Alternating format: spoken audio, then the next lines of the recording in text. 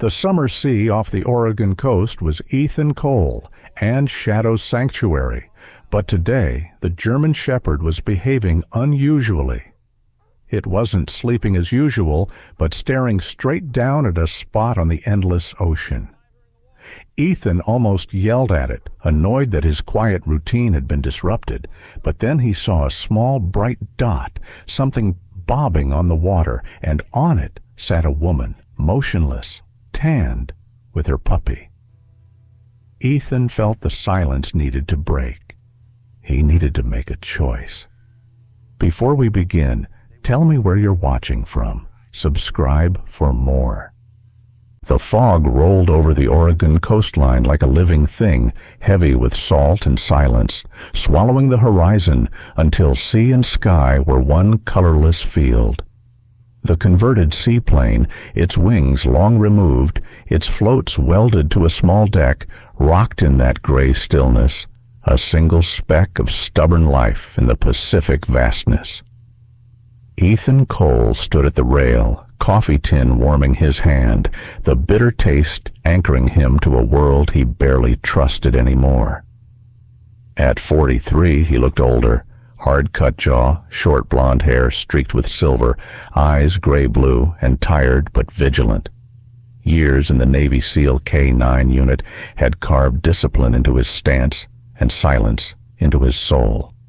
He wore a sea-worn olive jacket, boots scuffed by rust and salt. His left wrist still marked with the faded tan line where a watch once measured every second of someone else's life. His only companion was Shadow, a 6-year-old German Shepherd whose coat shimmered charcoal black along the spine, lighter at the flanks like ash after flame. Shadow's eyes were amber, intelligent and calm, the kind that judged the wind before the man did. A faint scar traced his hind leg, remnant of shrapnel in Kandahar. The dog breathed steadily near the cabin door, nose twitching at every change in the air. Together they had chosen solitude, a pact between two soldiers who no longer needed orders to feel alive. Ethan's days were measured by routine. Repair, fish, check the weather band, say nothing. The sea offered anonymity, and he accepted it like punishment. When sleep came, it brought the same dream. Sand collapsing, a blast too bright, and his teammate's voice cutting off mid-word. He always woke before hearing his own scream. That night, the world felt too quiet. The generator hummed faintly, gulls had vanished, and the fog pressed close as if listening. Shadow's ears flicked, body stiffening. He lifted his head, a low growl vibrating through the deck boards. Ethan frowned, set the mug aside, and followed the dog's gaze into the mist. "What is it, boy?" The shepherd didn't blink, only leaned forward, nostrils flaring toward the unseen. Ethan grabbed his binoculars, their lenses crusted with salt. The horizon was blank at first, just the endless gray that had become his confession booth. Then, there, a pulse of orange light blinked, faint and rhythmic, quickly swallowed by vapor. His pulse matched it once, twice. A flare, a reflection. He adjusted focus, breath fogging the glass until the outline sharpened, something small drifting on the waves, low, fragile. He lowered the binoculars slowly. The disciplined part of his brain began to calculate distance, drift, current, but the part buried deeper whispered that quiet was safer. Rescue meant questions. Questions meant memories. He stood motionless until Shadow barked once, sharp, commanding, as if issuing the order Ethan refused to hear. The man exhaled through clenched teeth. "All right," he muttered. "Let's earn our peace." The old engine coughed alive, coughing smoke through the muffler. The propeller churned the mist into ribbons. Ethan guided the vessel toward the dying light, hands steady despite the tremor under his ribs. Each wave struck the hull like a reminder that he still existed. The closer he drew, the more the smell of diesel and burnt metal filled the air. Then, through the fog, he saw it clearly, a half-deflated life raft, scarred with soot. He cut the throttle and coasted alongside. Inside the raft lay a woman, limp, face turned skyward, hair black and slick against her cheek. She looked barely 30, athletic, yet slight, her features carved by exhaustion, sunburnt skin, cracked lips, a bruise shadowing her temple. In her arms was a small bundle of trembling fur, a German shepherd puppy, soaked, whimpering weakly. Ethan's breath caught. He had seen many kinds of survivors, but none who clung to life this fiercely. He secured the rope, climbed down, and reached for her wrist. A pulse, faint but there. "You picked one hell of a night," he murmured, looping his arm beneath her shoulders. Salt water stung the cuts on his hands as he lifted both woman and pup to his chest. They were light, too light. Shadow waited at the rail, tail stiff, golden eyes following every motion. Ethan hauled them aboard, collapsed them gently onto the deck, and barked, "Stay." The order was for himself as much as for the dog. He moved quickly, instincts overriding hesitation, blanket, heater, dry jacket. The woman's breath was shallow, lips pale. He opened a thermos, coaxed a few drops of warm water between her teeth. She coughed once, body shivering violently, then settled. The puppy whimpered and pressed its tiny head under her chin. Its coat, black with tan paws, was matted from seawater. Its eyes, barely open, glinted with the dull glassiness of near exhaustion. Shadow sniffed, then lowered himself beside them as if recognizing a fellow soldier in need of cover. Ethan studied the stranger under the cabin lamp. The cut on her brow was clean, likely from impact, not assault. Around her neck hung a chain with military tags. He wiped the salt away to read Clara James. The name carried weight. Not because he knew it, but because it sounded like the kind of name written on folded flags. He swallowed hard. "Hang in there, Clara," he whispered. "You're not done yet." He turned toward the window. Outside, the sea was invisible, only the hiss of waves and the hiss of his own breath. Burn marks along the raft's edges caught his eye. He crouched, scraping soot with a finger. Diesel fire, recent. This wasn't an accident. Someone had tried to erase her. The thought burned away the fog in his head faster than the wind ever could. For the first time in years, something sharper than grief filled him. Purpose. He wrapped her tighter, checked the compass, and adjusted course toward the mainland. Storm clouds bruised the horizon. Lightning flickered like distant artillery. Shadow kept his post by the woman's side, muscles tense, eyes flicking between her face and the sea beyond the window. The puppy stirred, letting out a squeaky bark that made the older dog tilt his head in silent curiosity. Ethan almost smiled. "Guess we've got company, partner," he said, voice low but lighter than before. The first drops of rain tapped against the metal roof as Ethan took the helm again.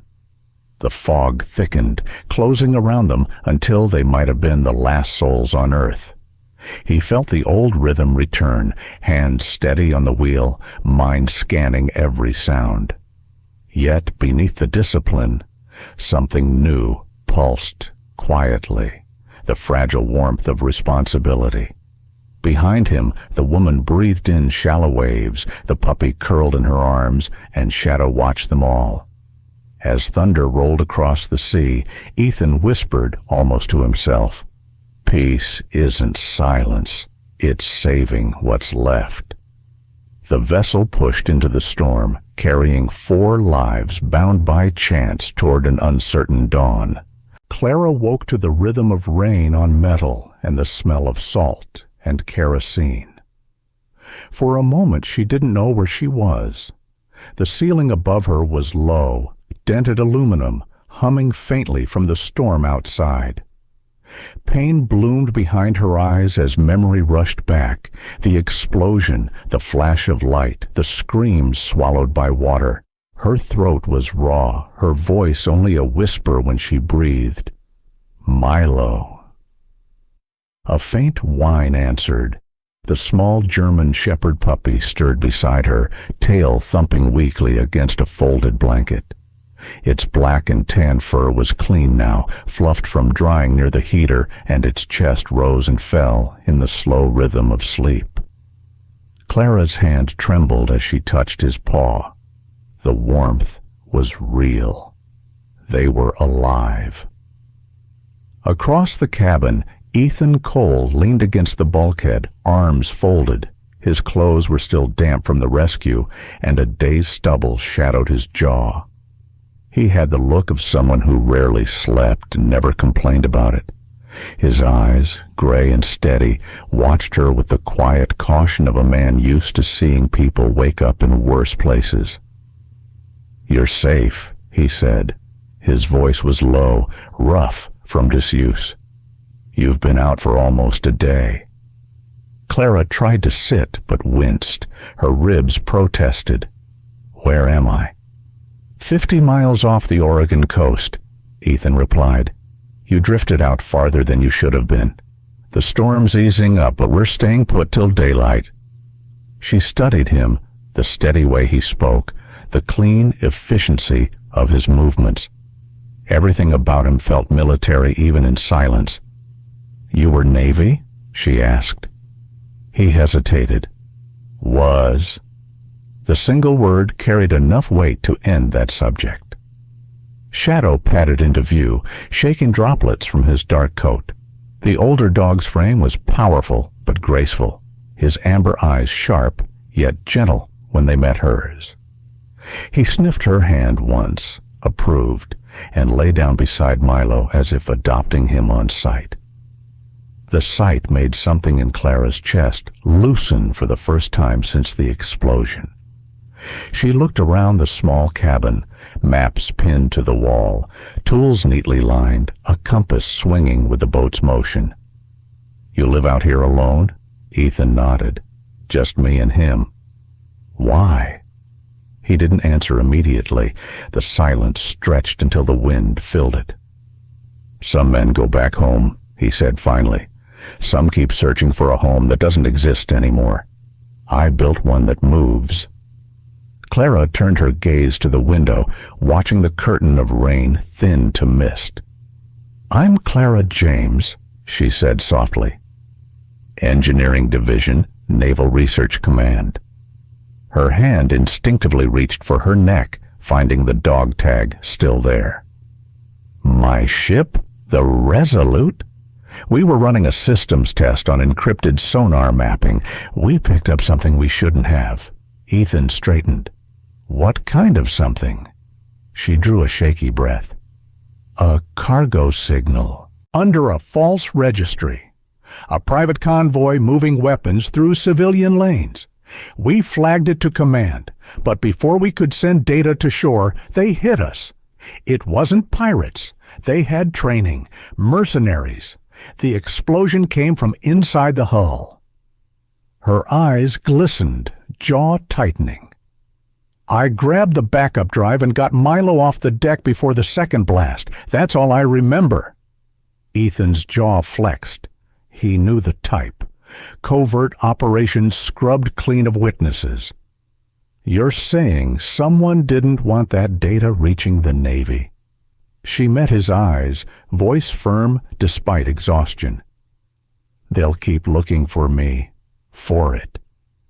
Her hand slipped into her jacket, producing a waterproof case no larger than a paperback. "This holds everything." Ethan took the drive, weighed it in his palm, then set it carefully on the navigation table. "Then we keep it safe till we figure who's behind this." Hours passed as the sea calmed. Clara rested while Ethan checked the systems.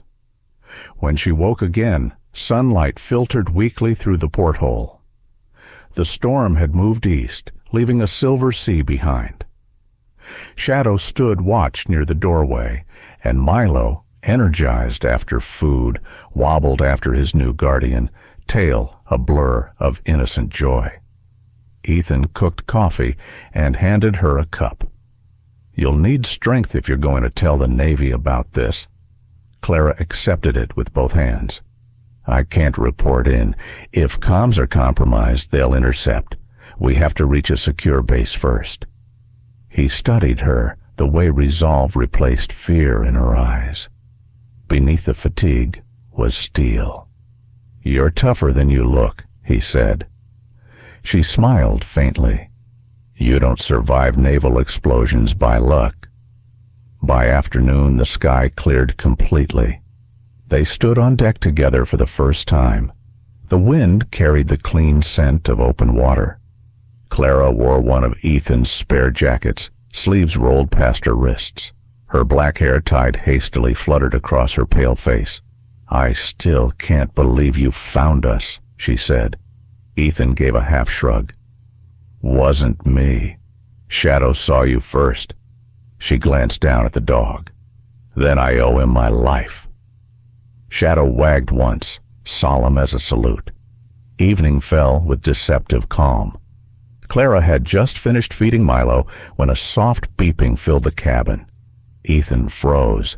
The radar monitor glowed with a single pulse, an echo moving fast on their heading. No ID code, no registry beacon. He turned down the lights. "Someone's out there." Clara joined him, heart thudding. "Could be a patrol?" "Patrol's broadcast. This one's silent." Ethan adjusted the range.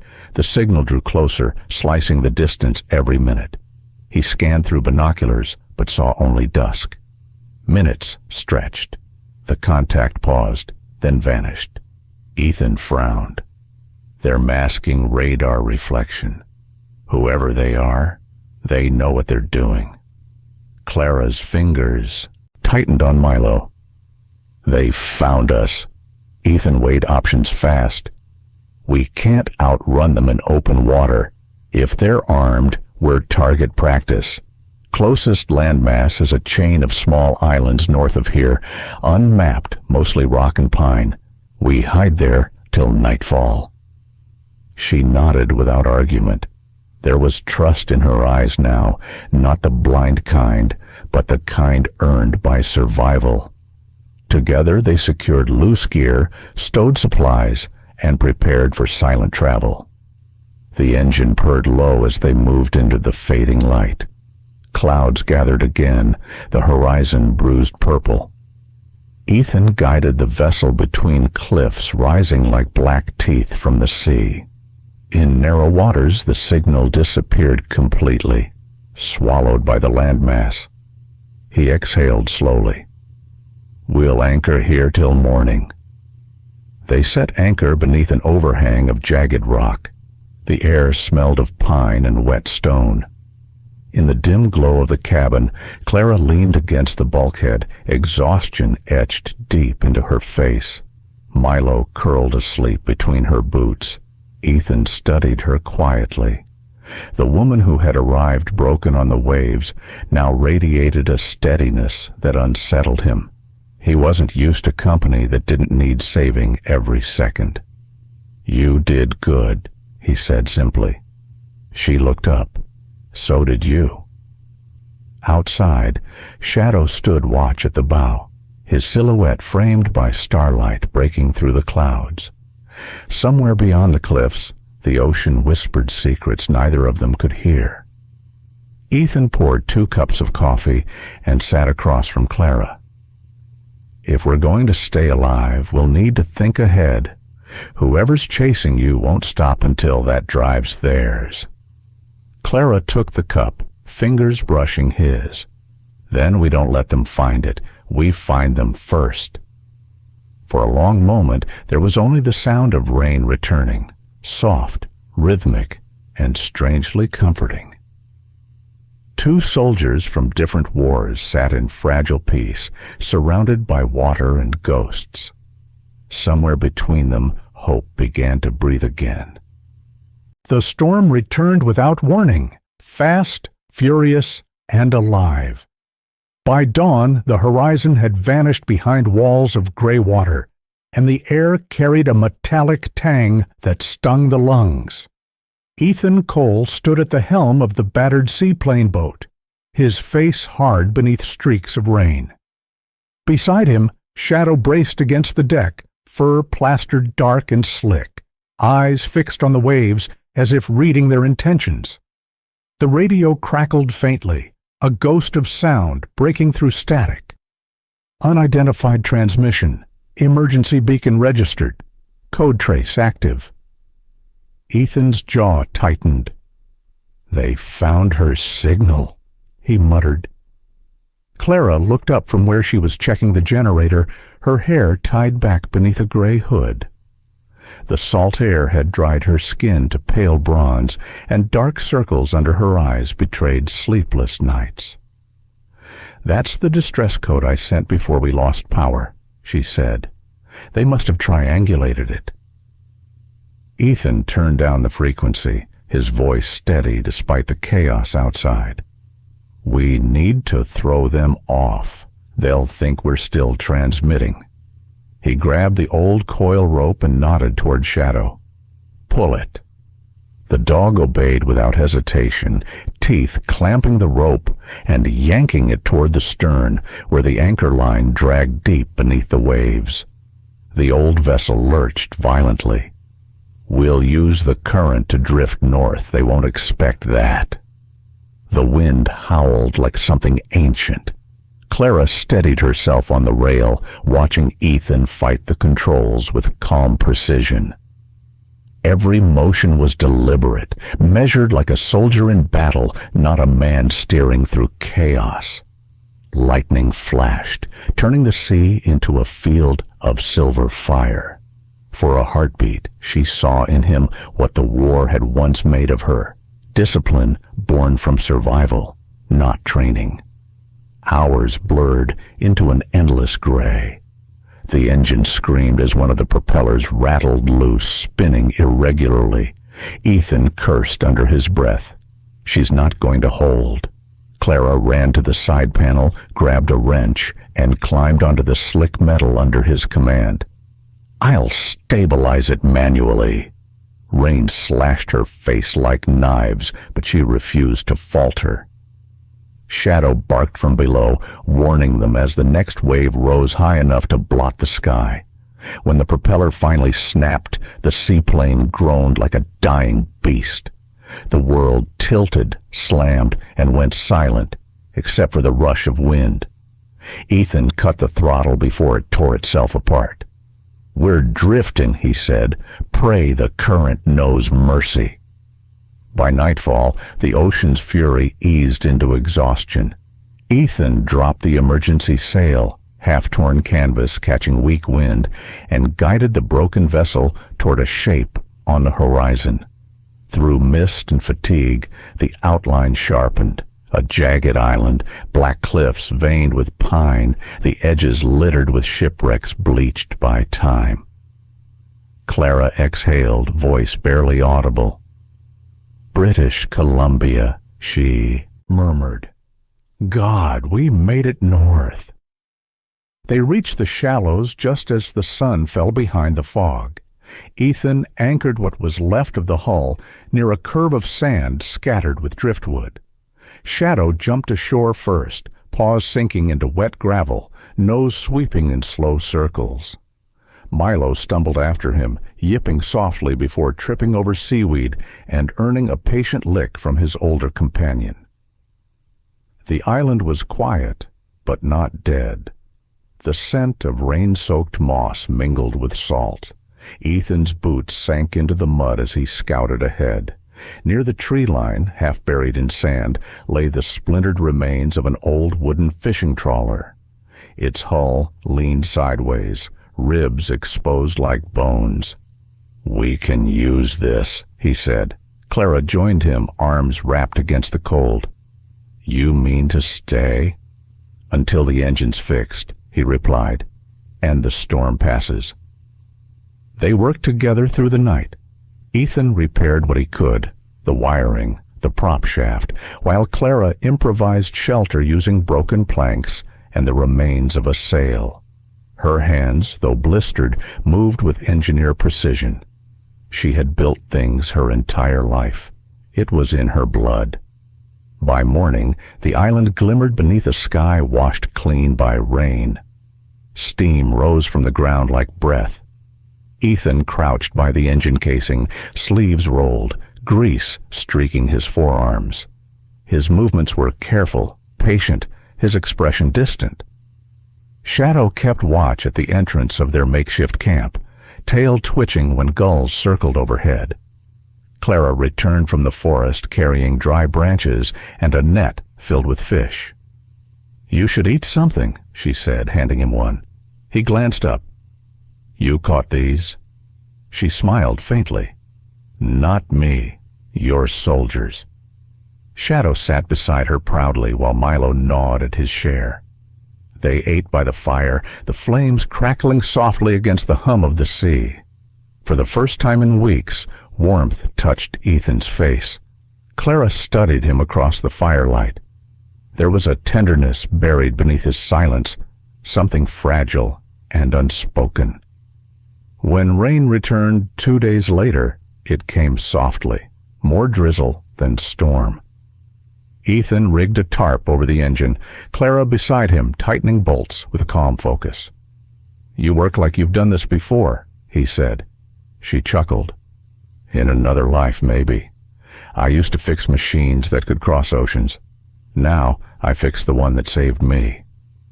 He hesitated before speaking again. "When this is over, you'll go back?" She looked up at the clouds. "If there's still somewhere to go." Their eyes met, two wanderers too used to loss to believe in permanence. The silence between them felt lighter now, no longer armor, but understanding. That night, while Ethan slept near the dying fire, Clara sat alone inside the shelter. The rain whispered against the canvas roof. She took the waterproof case from her pack and connected it to a small transmitter she had salvaged. "Just a short signal," she murmured to herself, to see if Command's listening. The device blinked once, then twice, alive again. Shadow lifted his head, ears pricking. He rose quietly and padded toward her, nose brushing her wrist as if warning her. "It's okay," Clara whispered, stroking his fur. But in that instant, the transmitter light flashed red, an interception ping. Her breath caught. Outside, Ethan stirred, awake. The faint sound of static crackled in the darkness, followed by a new noise. Distant engines, low and deliberate, approaching from beyond the fog. He met Clara's wide eyes. "You sent a signal?" "I didn't mean to." They locked onto it. Ethan grabbed his rifle, expression carved in stone. "Then it's begun again." Shadow stood between them, tail raised, ready. Milo whimpered behind Clara's legs, sensing fear not yet named. The ocean beyond the bay glowed faintly under the moonlight, and far out at sea, lights moved like predators circling prey. For a long, frozen moment, no one spoke. Only the surf answered, whispering of the fight that was coming. The night came heavy and alive, the kind of darkness that seemed to breathe with the sea. Fog crawled low over the island, and the rain had turned to a cold mist that clung to everything it touched. Ethan Cole crouched near the edge of the ruined trawler, his breath steady, rifle balanced across his knee. The sound came again, distant, rhythmic, unmistakable. Engines, not one, but several, from the west side of the island. His instincts tightened like a spring. "They're here," he said quietly. Clara froze beside the firelight inside the broken hull. Her face had lost its color. Even her lips trembled slightly. She held Milo close to her chest, the small puppy pressed against her jacket, trembling at the alien noise. "What do we do?" she whispered. Ethan stood, every movement precise, no wasted energy. The years of special operations had carved it into him. Control, calculation, silence. He motioned with 2 fingers to Shadow, who immediately rose from his resting place near the entrance. The older shepherd moved like a shadow itself, black fur rippling in the faint light, his amber eyes sharp and intelligent. Ethan pointed toward the western ridge. The dog vanished into the fog without a sound. "Stay inside," Ethan said to Clara. "If anything happens, you take the puppy and crawl under the stern plates. Don't move until I call for you." She nodded, fear and defiance wrestling in her eyes. "Be careful," she said softly. Ethan slipped out into the mist, his form quickly dissolving into the dark. He moved with a predator's patience, crouched low as he climbed the uneven rocks above the shoreline. Below him, faint beams of light swept across the surf. Flashlights, at least 4 figures moving with the discipline of trained men. Their voices were hushed but coordinated, the metallic click of rifles carried on the wind. From their build and movement, Ethan could tell, ex-military, possibly contractors, the kind of men who killed for pay and loyalty to no flag. He watched as one of them, tall and heavy-set with a shaved head, knelt beside a beacon tracker. The man wore black tactical gear, and an earpiece glowed faintly near his jaw. Ethan eased his finger against the trigger guard, waiting. Then, a signal from the tree line. Shadow's low growl, almost imperceptible, warning him of another presence flanking from behind. He turned just in time to see movement. A man creeping along the ridge with a suppressed pistol. Ethan ducked, swung the rifle butt hard, the impact cracking bone. The man dropped silently into the ferns. Down by the beach, the others noticed the disturbance. "Contact!" someone shouted, voice foreign, maybe Eastern European.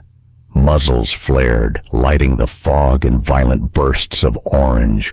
Bullets screamed across rock. Ethan hit the ground, rolled, and returned fire. 3 shots, clean and measured. 2 men fell before they knew where the danger came from. Back. At the wrecked trawler, Clara flinched at the noise. The gunfire was sharp and terrifying, bouncing off the cliffs like thunder. She pressed her hand over Milo's ears, whispering words she didn't hear herself say.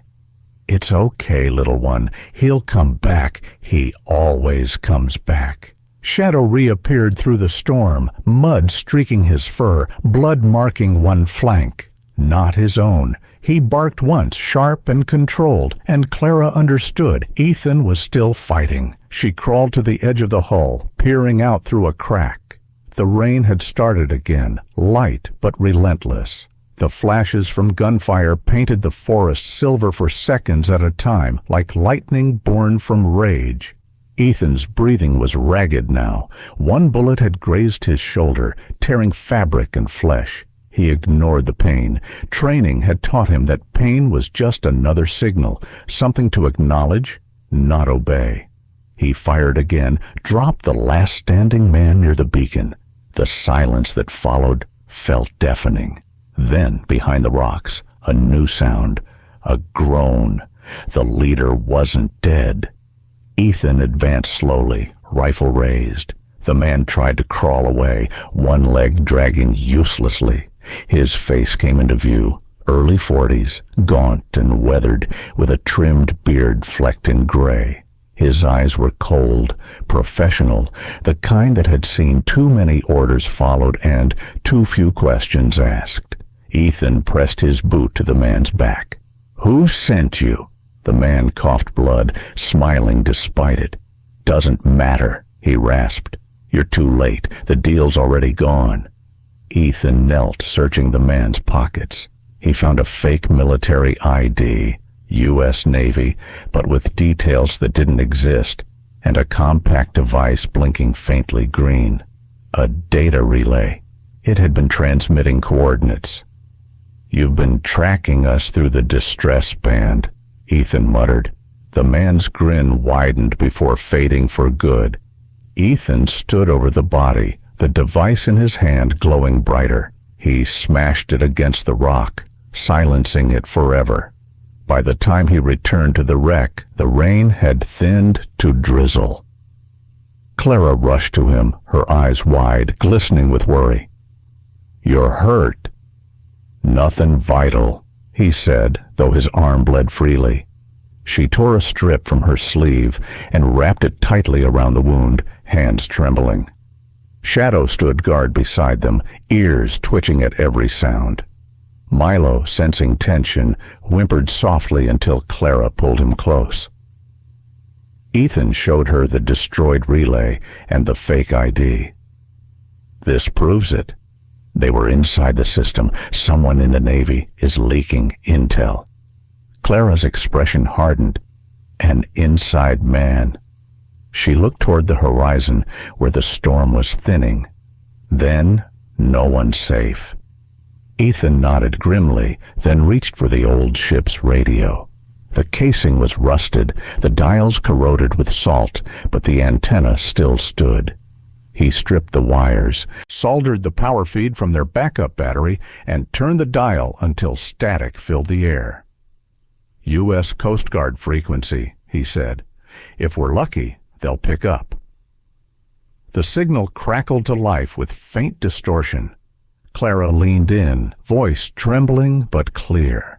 "This is Clara James, survivor of the Resolute. We are stranded on an unmarked island northwest of British Columbia. Hostile forces neutralized, requesting immediate extraction."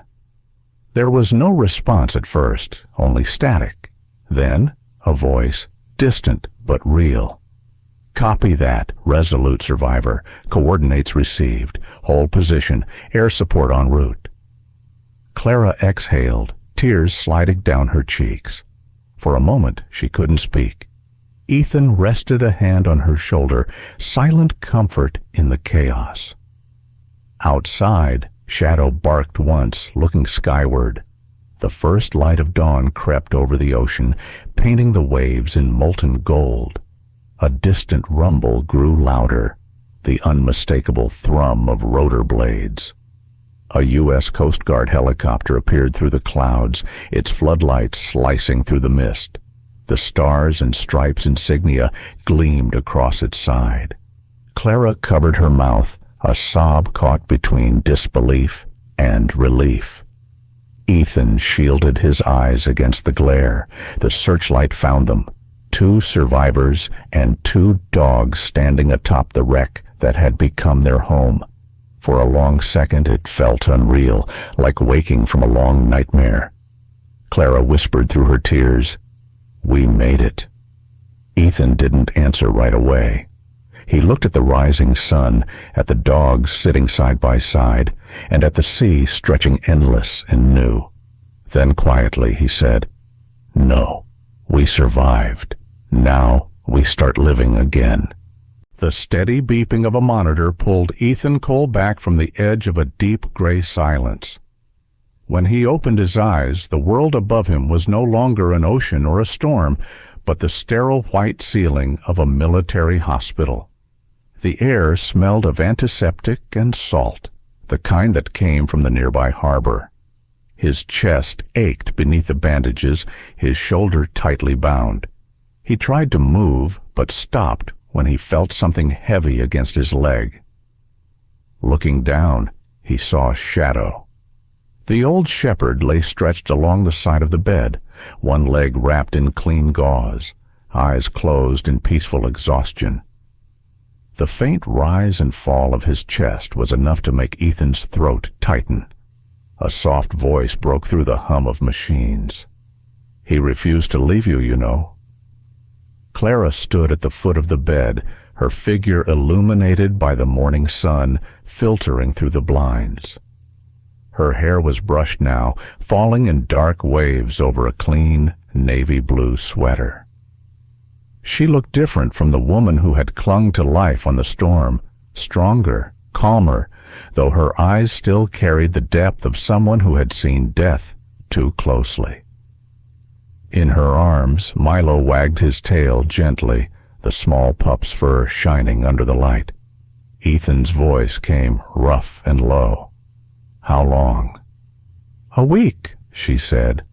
"They brought us here after the Coast Guard picked up the signal. You've been in and out since then." He blinked, trying to piece together fragments. "And the others?" Clara smiled faintly. "Alive, thanks to you. And Shadow." She moved closer, setting Milo down near the bed. The pup immediately climbed up beside the older dog, curling into the curve of Shadow's body. The sight drew something like a smile from Ethan, the first real one in months. A knock on the door interrupted the quiet. A tall man in his 50s entered, dressed in the formal blues of a Navy officer. His hair was silver but neatly cropped, his posture straight as if time hadn't dared bend him. His name tag read Briggs. His eyes were sharp, but his voice carried the calm authority of someone who had seen too much to be easily impressed. "Lieutenant Commander Cole," he said, stepping forward. "Good to see you awake." Ethan nodded slightly. "I'm not sure the title still fits." Briggs's mouth twitched, not quite a smile, but close. "Maybe it does today. The intel your friend brought in," he gestured toward Clara, "broke open a ring that's been bleeding this country for years. We've already detained 7 contractors and 3 officers linked to the leak." Clara crossed her arms. So it was real. The Resolute wasn't just a target of convenience. Briggs shook his head. No, it was a message to silence anyone who got close. His eyes softened when he looked at her. "You and your crew paid a price none of us can repay." Ethan's gaze fell to the bandages on his arm. "Justice doesn't bring them back." He started across the pasture, head low. She stayed by the rim, watching his small figure move through the grass. "You think showing me this makes me trust you?" she said to Harlow. "No," he said. "It makes you ready." "For what?" "For the part where they stop knocking." She turned from the well, following the boy. Harlow fell in step behind her. The grass whispered under their feet, the house a dark shape ahead. When they reached the porch, the boy slipped inside without a word. She stayed outside, looking back across the field at the well, a black mouth in the grass. The wind carried the faintest sound from that direction, so soft she couldn't tell if it was water or something else entirely. The knock was sharp, 2 quick raps and then one slower, the kind that came from someone who never waited long for an answer. She froze where she stood. The boy pressed against her side. Harlow's eyes lifted from the chair, meeting hers without a word. The knock came again. She opened the door just enough to see him, broad-shouldered, coat dusted from the road, hat shadowing a face that didn't need light to be recognized. "Evening," the sheriff said, already stepping past her before she could speak. "You weren't invited," she told him. "Didn't need to be." His eyes swept the room like he was counting furniture. The boy's grip on her hand tightened. The sheriff's gaze landed on Harlow. "Well, look at that. Thought you'd be in the ground by now."